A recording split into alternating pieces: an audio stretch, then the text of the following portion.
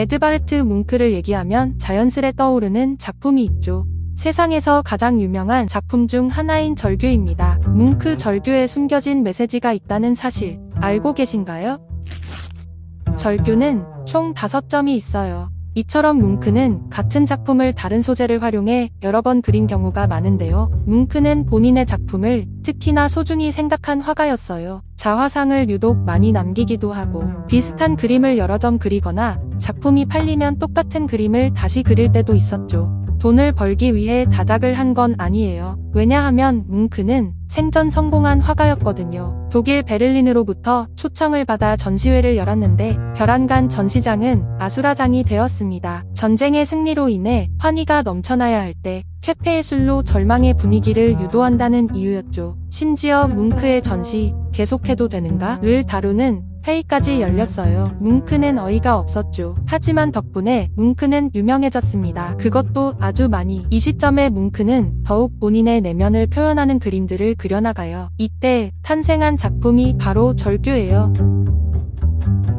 뭉크는 태양처럼 희망을 그리기도 했어요. 하지만 대부분의 작품에선 어둠을 표현했죠. 뭉크는 본인의 삶을 회고하며 말했어요. 내가 태어난 순간부터 내 곁에는 공포와 슬픔과 죽음의 천사들이 있었다. 그들은 내가 놀 때도 나를 따라다녔다. 봄날의 햇살 속에서도 여름날의 찬란한 햇빛 속에서도 그들은 나를 따라다녔다.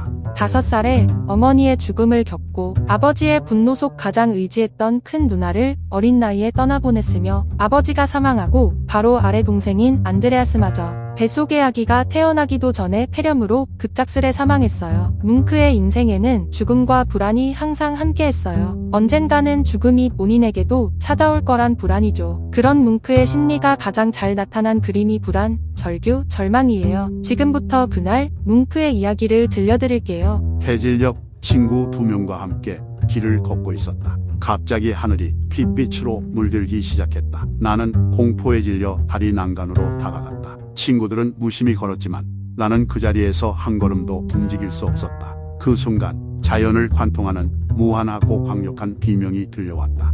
비명을 지르는 건 뭉크가 아닌 자연이었어요. 뭉크는 공포스러운 자연의 비명을 듣지 않기 위해 귀를 막고 있죠. 그 소리가 친구들에게는 들리지 않는다는 걸 알아챈 뭉크는 절망을 느꼈을 거예요. 절규 왼쪽 상단에 누군가 낙서를 한 흔적이 발견되어 세계가 발칵 뒤집히는 사건이 발생했어요. 미친 사람에 의해서만 그려질 수 있느니라 쓰여있는 너무 작아 보이지도 않는 낙서는 1904년 덴마크의 한 미술 평론가에 의해 처음 발견됐죠. 사람들은 뭉크의 예술에 비판적이었던 누군가가 작품을 훼손했을 거라 생각했어요. 반대로 뭉크가 작성했다고 주장하는 사람들도 있었죠. 과거 뭉크가 참석한 토론회에서 한 의대생이 뭉크의 정신건강을 문제 삼아 그의 작품이 건강하지 않다고 주장했던 일화가 있거든요. 당시 뭉크가 크게 상처받아 편지와 일기에 몇 번이고 이 일을 언급한 기록이 남아있어요. 오랜 기간 논쟁이 펼쳐졌으나 노르웨이 국립미술관에서 뭉크의 일기장, 편지 글씨와 비교한 결과 뭉크의 글씨가 맞다고 밝혔어요. 같은 그림을 여러 장 그릴 정도로 자신의 작품을 사랑했던 뭉크가 스스로를 비난하는 낙서를 한 이 상황.